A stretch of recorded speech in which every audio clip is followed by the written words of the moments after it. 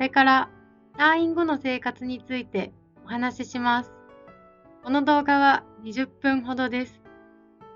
ハッピーバーステキストもご参照の上、ご視聴ください。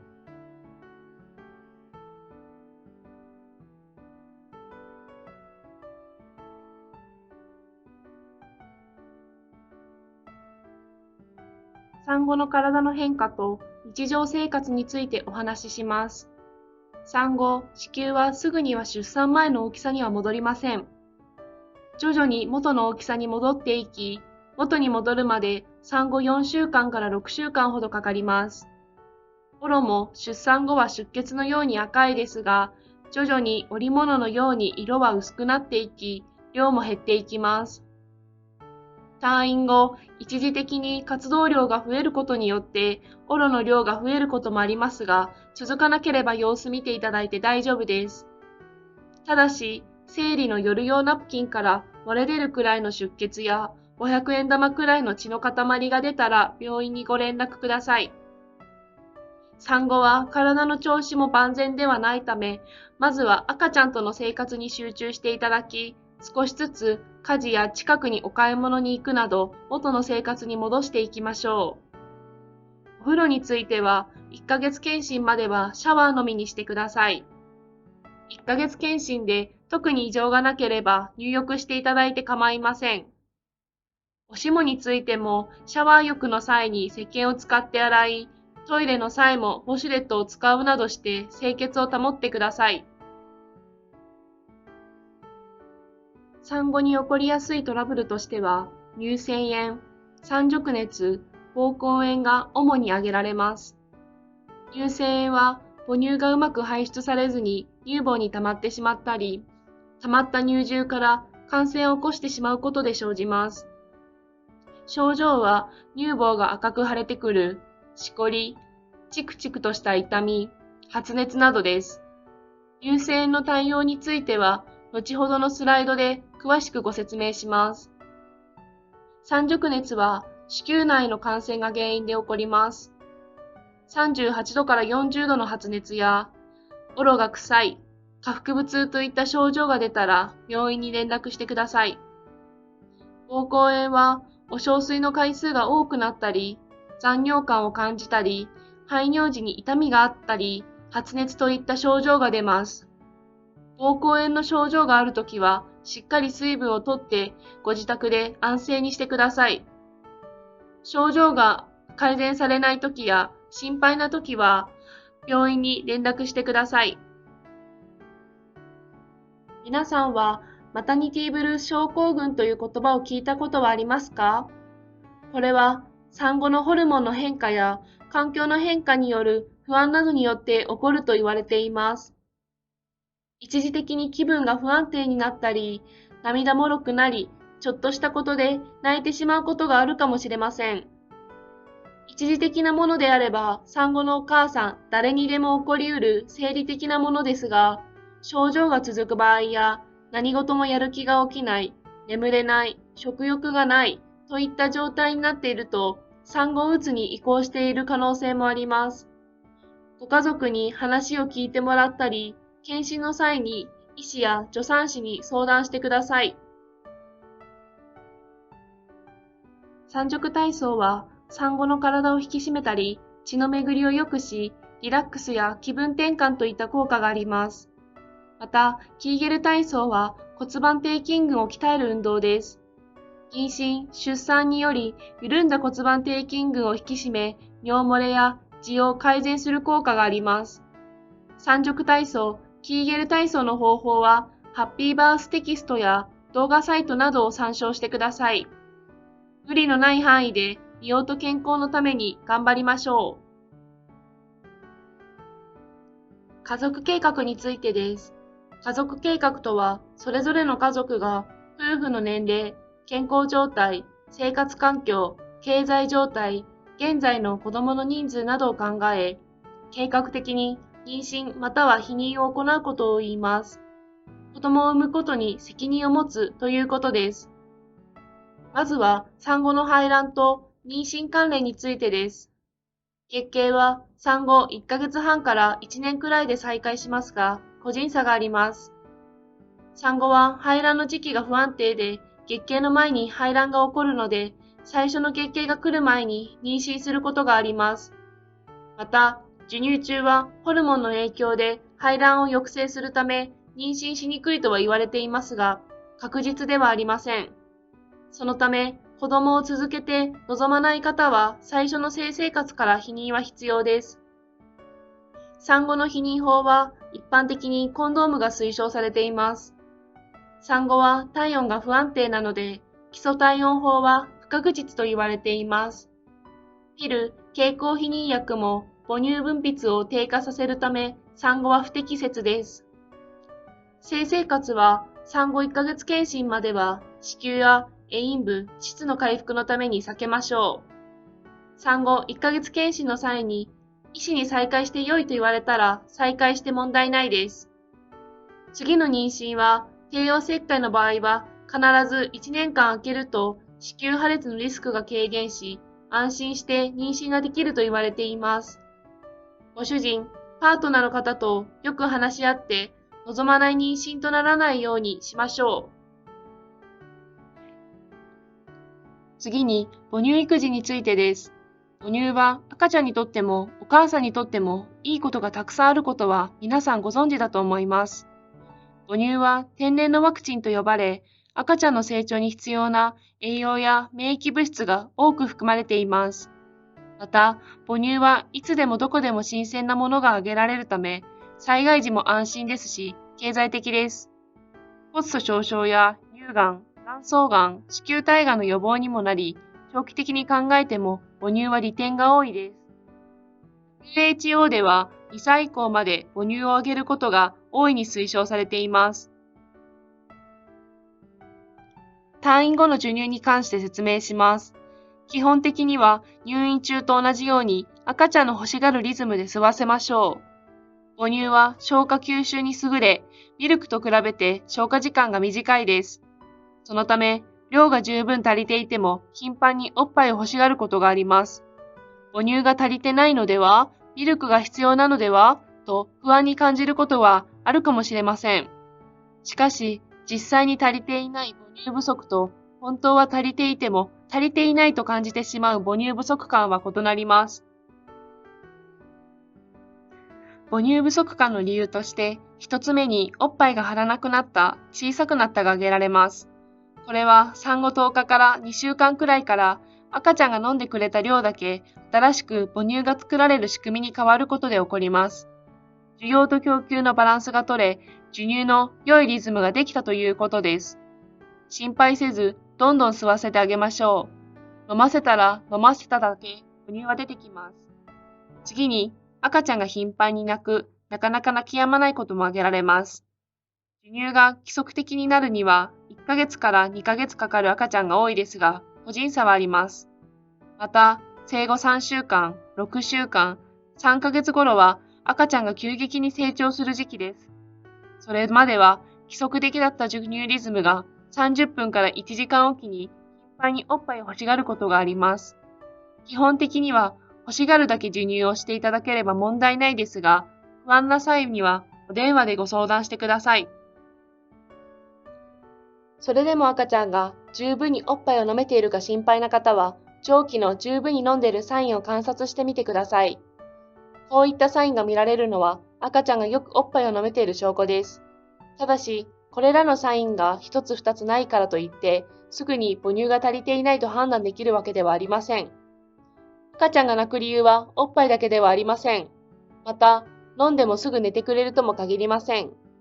赤ちゃんがたくさん泣いてしまうときは、まずおっぱいを飲ませ、抱っこなどでも赤ちゃんとのコミュニケーションをとってみましょう。ミルクを足した方がいいか不安なときは、まず母乳外来をお越しいただき、助産師へご相談ください。次に、おっぱいのトラブルとその対処方法です。まずは、乳首が切れて痛い、水疱ができて痛いときです。痛みの原因は、赤ちゃんの口に乳首、乳輪がしっかり入っておらず、朝飲みになっていることがほとんどです。赤ちゃんの吸い方を一度じっくり見てみてください。そして乳輪まで深く含ませるようにしましょう。また、乳輪、乳首マッサージをしっかりする。抱き方を変える、乳汁またはピュアレーンをつけて保湿する、などの対処方法があります。次に、おっぱいがパンパンに張って痛い時です。まずは授乳間隔が空かないようにしましょう。前のスライドのように飲ませ方を見直してみるのも一つです。いろいろな抱き方を試すことも効果的です。張りが強い方向に赤ちゃんの顎が来るような抱き方だと、赤ちゃんが張りの強い箇所からおっぱいを飲んでくれ、楽になることもあります。また、張りの強い箇所を少し冷やしてみてもいいでしょう。赤ちゃんが欲しがるだけ片側ずつしっかり時間をかけて飲み取ってもらう方法もあります。もし良くならないときには優生の可能性があるので助産師にご相談ください。早めに母乳外来にて状態を見させていただきます。薬と母乳についてです。特殊な薬、ホルモン剤、抗精神薬、抗がん剤、放射線物質などを除けばドラッグストアで販売されている多くの薬も授乳しても大丈夫です。母乳に移行する成分はわずかなので、赤ちゃんに影響を及ぼすことはほとんどありません。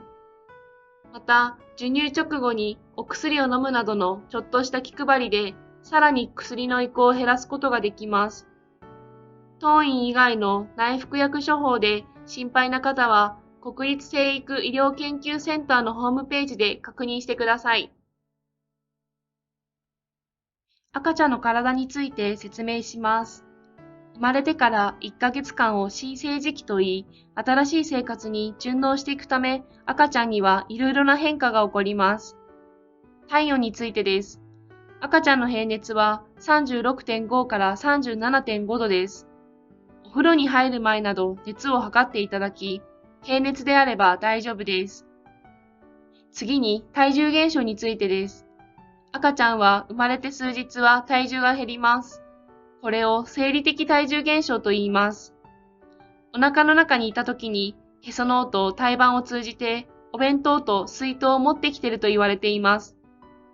一時的に体重は減りますが、哺乳が進むと、10から14日ほどで生まれた体重に戻ります。次に黄疸についてです。生まれて5から7日目をピークに黄疸が出てきます。黄疸は徐々に薄れてきますが、母乳を飲んでいる赤ちゃんの場合、2ヶ月ほど見られる場合があります。入院中は皮膚の黄疸の値や採血により黄疸の値を確認しています。へその緒についてです。おへそのところにへその緒がついていると思います。1から3週間程度で乾燥して根元から取れます。特に消毒の必要性はありませんが、お風呂の時にきれいに洗い、綿棒などを使い、水分を拭き取ってください。古い出血が綿棒につくことがあります。真っ赤な血がたくさん出てこなければ、様子を見ていただいて大丈夫です。受診の必要性についてです。体温が高い、低い場合は、まず着ている服、掛け物、周りの環境を調整してあげましょう。飲み具合、機嫌など見ていただき、普段と変わりなければ慌てる必要はありません。30分から1時間後ぐらいもう一度体温を測って平熱に戻っていれば問題はありませんが、半日以上体温が低いままの場合は、医師に相談し受診するようにしてください。次に湿疹です。赤ちゃんは皮脂成分が多く、湿疹ができやすいです。お風呂の際に石鹸を使用して清潔にすることによって良くなっていきます。ジュクジュクしてくるようであれば、皮膚科や小児科を受診してください。次に便についてです。母乳を飲んでいる子の場合、うんちは緩くて回数が多くなります。うんちにも個人差があり、定期的に排便があり、お腹が極端に膨れていなければ問題はありません。また、便が白い場合は、医師に相談の上受診をしてください。母子手帳の中に便食カードが入っています。それを参考にしてみてください。退院後の環境についてです。室温は冬は22から26度くらい、夏は24度くらいが目安です。大人が過ごしやすい室温を目安に調整してください。直射日光の当たるところや風通しの良い場所は避けましょう。寝具は固めのマットを使用してください。ホームドクターについてです。当院では大学病院という特性から1ヶ月検診以降はかかりつけ医での受診をお願いしています。生後2ヶ月から予防接種なども始まりますし、ホームドクター、かかりつけ医を決めてください。赤ちゃんの外出についてです。赤ちゃんは抵抗力が弱いため、生後1ヶ月頃まではなるべくお家で過ごしましょう。生後1ヶ月くらいになったら、暖かい日を選んで窓辺で過ごす時間を作ってみましょう。徐々に時間を延ばしていき、外の空気に慣れたら短時間の外出から始めてください。SIDS、乳幼児突然死症候群についてです。それまで元気に育っていた赤ちゃんがはっきりした原因がないのに急に亡くなってしまうのが SIDS です。いくつかの方法で減らせることが分かっています。うつ伏せ寝より仰向け寝の方が危険が少ないことが分かっています。そのため、仰向け寝で寝かせましょう。また、服の着せすぎや布団のかけすぎには注意しましょう。そして、タバコから避けましょう。タバコは赤ちゃん、子供にとっては悪いことだけで、いいことは何もありません。母乳で育っている赤ちゃんの方が SIDS の率が低いことが分かっています。また、赤ちゃんが一人だけになる時間ができないようにしましょう。産後に提出が必要な書類は、出生届、出生連絡票の2つあります。忘れずに提出しましょう。2週間検診、母乳外来についてです。2週間検診の主な目的は、赤ちゃんの体重の増加や退院後の育児相談、産後のお母さんの回復状況の確認です。母乳外来は2週間検診の目的に加えて、退院後1週間より前に赤ちゃんの体重の確認が必要なとき、搾乳などの補足の調整が必要なとき、乳房トラブルが生じたときに予約を取ります。平日の午後に実施しています。2週間検診母乳外来の予約は、退院前日の日中担当スタッフが取ります。母乳外来は受診可能な期間は制限がなく、退院後間もない時期はもちろん、1ヶ月検診を過ぎた後や、卒乳の時期などいつでも予約可能です。おっぱいについてご質問、心配事がありましたら、平日の14時から16時の間に病院に電話していただき、母乳外来の予約を取ります。気軽にご相談ください。産後検診、新生児1ヶ月検診の受診の流れについて説明します。お母さんと赤ちゃんの診察券を再来受付機に通します。1階中央採血室で尿を提出してください。24番受付で産後のアンケート、補助券を提出し、仲間違いで血圧、体重測定をしてお待ちください。産科医師によるお母さんの診察があります。終了したら仲間違いでお待ちください。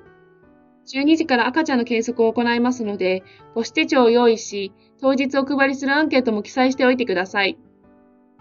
放送で呼ばれましたら、11番診察室に赤ちゃんと一緒にお入りください。スタッフが体重、身長、頭位、胸囲を計測します。母子手帳とアンケートを回収します。赤ちゃんの計測が終了したら、再度仲間違いでお待ちください。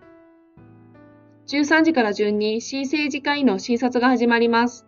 その際に先天性代謝異常検査、希望されていた方は拡大マススクリーニング検査やお耳の検査の結果も医師よりお伝えします。すべて終了したら24番受付で赤ちゃんの補助券を提出し、お会計へお進みください。赤ちゃんの名前変更の手続きも行います。以上が産後検診、新生児1ヶ月検診の流れです。診察待ちの際に授乳をしたい際は受付にお声掛けお願いいたします。13番授乳室があります。ぜひご利用ください。授乳終了後も受付窓口にお声掛けお願いいたします。母乳外来、2週間検診、産後検診、1ヶ月検診時にお持ちいただくものについて説明します。産後のアンケート、補助券、母子手帳を忘れずに持ってくるようにしましょう。スムーズな受診のために産後のアンケートや補助券は記載しておいてください。赤ちゃんのグッズは貸し出しておりませんので、おむつ、お尻拭き、ミルクが必要な場合、お湯などもご持参ください。また、感染予防の面から、おむつはお持ち帰りいただいておりますので、ご了承ください。最後に困った際の連絡先について説明します。退院後、体調が優れない、赤ちゃんの様子が気になるなど、受診について相談したい場合は、診察券の裏に記載されている代表の番号に電話をかけてください。9-2病棟直通の電話は、破水、陣痛など出産前の方が対象のため、産後の方は代表の番号にかけてください。急を要さない場合は日中にご連絡をお願いします。その他にも横浜市内の各福祉保健センターでは子ども家庭支援相談といって育児の不安や疑問を無料で相談できる窓口があります。児童相談所も育児に行き詰まった時の相談窓口となってくれる場所です。平日の日中であれば区役所や児童相談所に相談できます。横浜子ども虐待ホットラインは24時間365日対応してもらえる相談窓口です。また、神奈川子ども110番相談ラインは、家族の悩み、子育ての不安など、子どもに関わる相談を無料で行うことができます。お住まいの地域の相談先を調べておくと良いと思います。